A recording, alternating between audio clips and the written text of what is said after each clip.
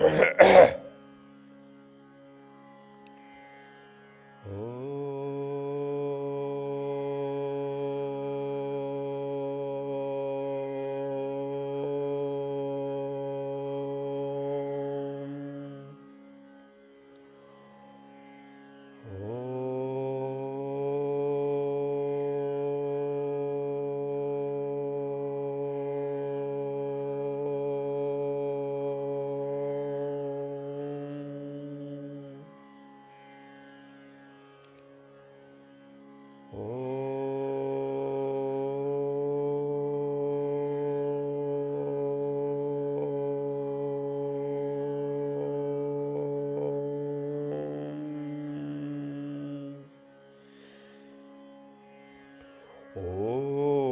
श्री गणेशाय नमः। ॐ श्री पतञ्जलये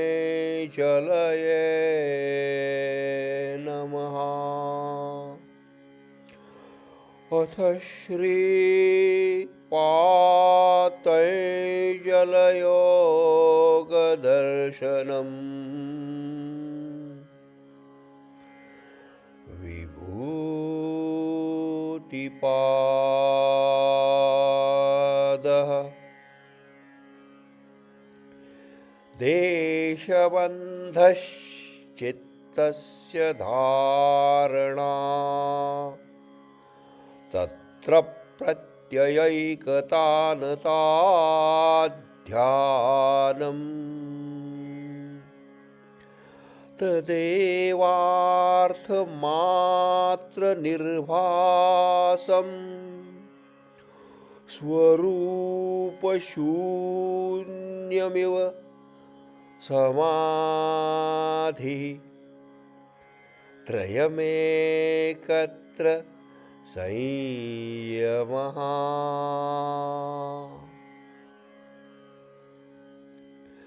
तच्चयात् प्रज्ञालोकः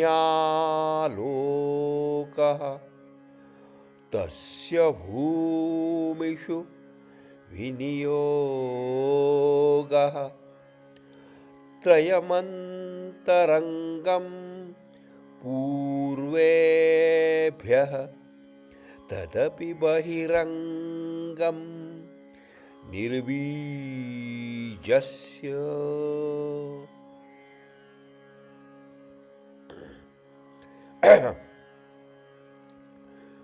व्युत्थाननिरोधसंस्कारयोरभिभव प्रादुर्भावौ निरोधक्षणचित्तान्वयो निरोधपरिणामः।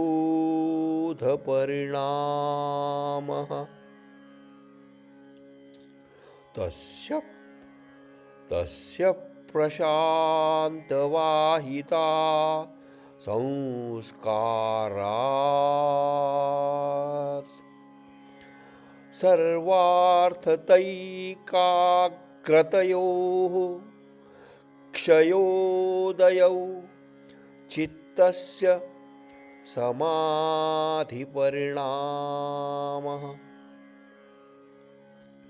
शान्तोदितौ तुल्यप्रत्ययौ चित्तस्यैकाग्रतापरिणामः। एतेन भूतेन्द्रियेषु धर्मलक्षणावस्थापरिणामा व्याख्याताः। शान्तोदिता व्यपदेश्य धर्मानुपाती धर्मी।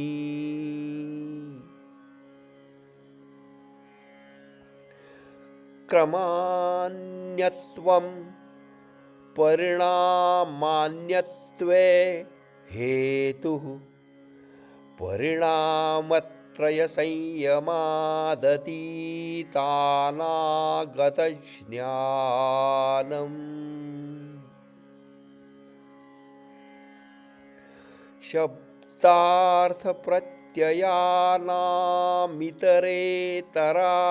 शब्दार्थप्रत्ययानामितरेतराध्यासात् संकरस्तत्प्रविभागसंयमात् सर्वभूतऋतज्ञानम्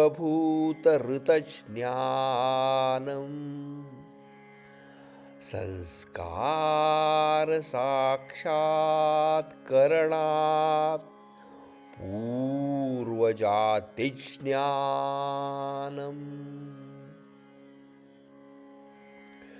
प्रत्ययस्य परचित्तज्ञानम् न च तत्सालम्बनं तस्याविषयीभूतत्वात्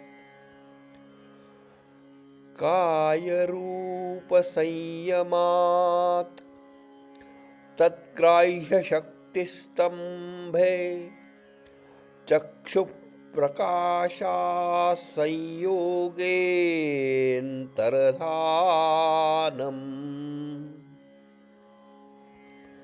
सोपक्रमं निरुपक्रमं च कर्म तत्संयमादपरान्तज्ञानमरिष्टेभ्यो वा मैत्र्यादिषु बलानि बलेषु हस्तिबलादीनि प्रवृत्त्यालोकन्यासात् सूक्ष्मव्यवहित विप्रकृष्टज्ञानम्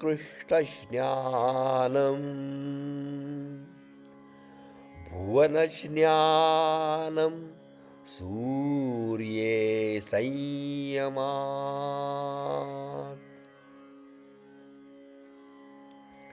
चन्द्रे ताराव्यूहज्ञानम् ध्रुवे तद्गतिज्ञानम् नाभिचक्रे कायव्यूहज्ञानम् कण्ठकूपे क्षुत्पिपासानिवृत्तिः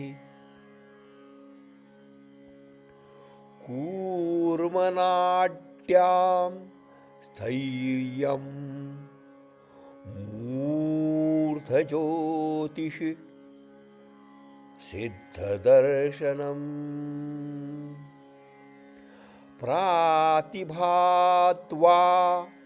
सर्वं हृदये चित्तसंवित् सत्त्वपुरुषयोरत्यन्तासङ्कीर्णयोः प्रत्ययाविशेषो भोगः परार्थत्वात् स्वार्थसंयमात् पुरुषज्ञानम्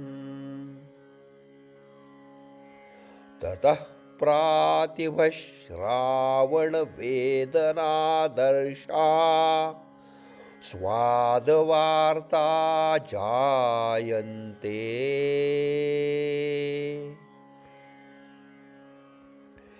ते समाधा उपसर्गा व्युत्थाने सिद्धयः ते समाधा उपसर्गा व्युत्थाने सिद्धयः बन्धकारणशैथिल्यात् प्रचारसंवेदनाच्च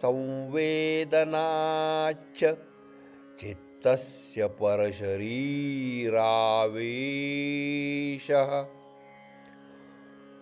उदानजया जलपङ्ककण्टकादिष्वसङ्ग उत्क्रान्तिश्च समानजयाज्वलनम्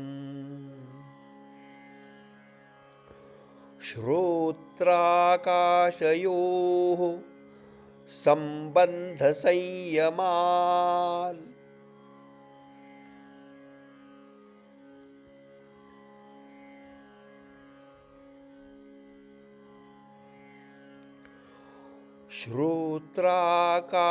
श्रोत्राकाशयोः सम्बन्धसंयमात् दिव्यं श्रोत्रम् कायाकाशयोः सम्बन्धसंयमाल् लघुतूलसमापत्तेश्चाकाशगमनम्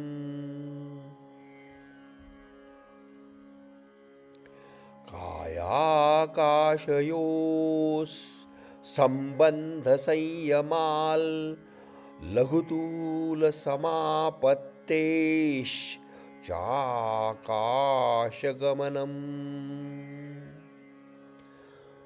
बहिर्कल्पिता वृत्तिर्महाविदेहा ततः प्रकाशावरणक्षयः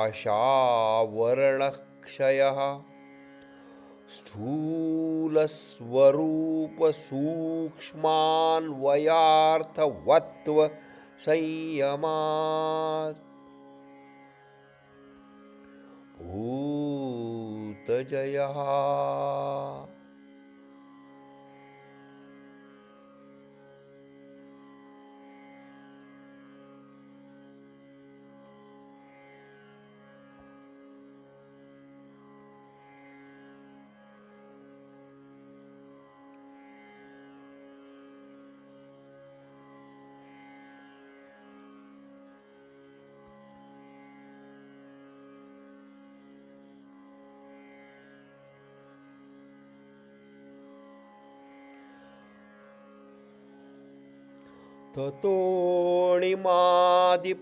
ततोऽणिमादिप्रादुर्भावः कायसम्पत् तद्धर्मानभिघातश्च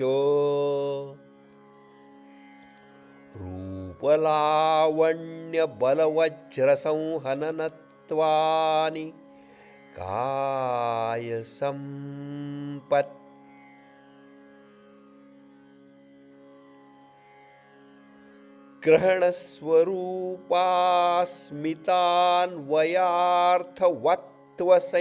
ग्रहणस्वरूपास्मितान्वयार्थवत्त्वसंयमात् इन्द्रियजयः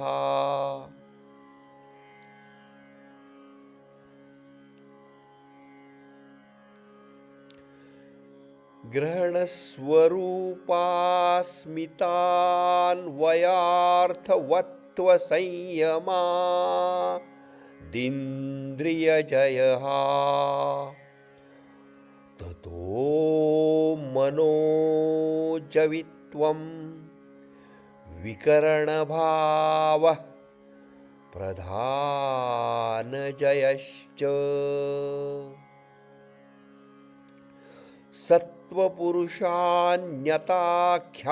सत्त्वपुरुषान्यताख्यातिमात्रस्य सर्वभावाधिष्ठातृत्वं सर्वज्ञातृत्वं च तद्वैराग्यादपि दोषबीजक्षये कैवल्यम्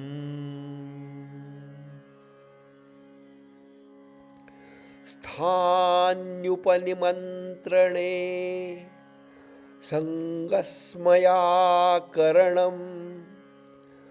पुनरनिष्टप्रसङ्गात् क्षणतत्क्रमयोः संयमात्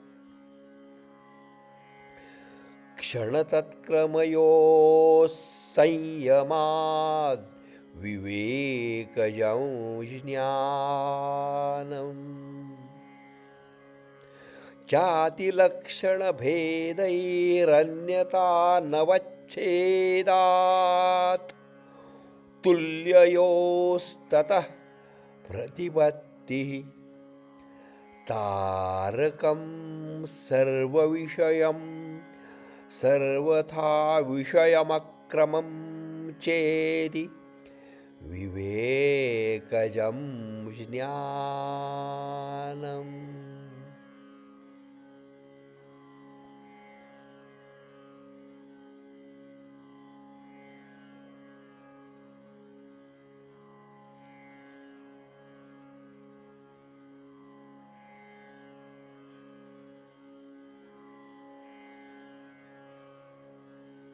सत्त्वपुरुषयोः शुद्धिसाम्ये कैवल्यम्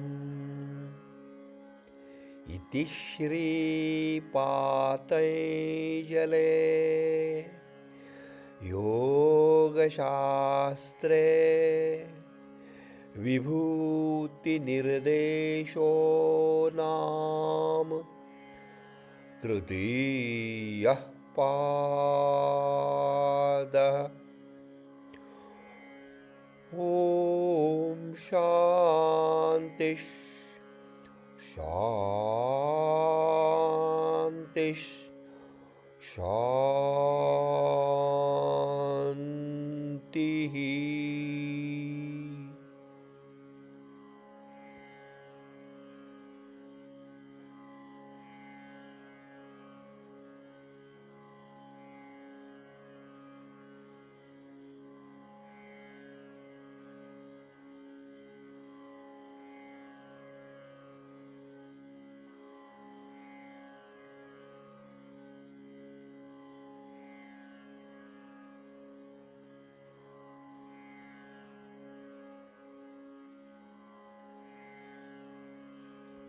स्थान्युपनिमन्त्रणे सङ्गस्मया करणं पुनरनिष्टप्रसङ्गात् क्षणतत्क्रमयोः संयमात् विवेकजं ज्ञानम्.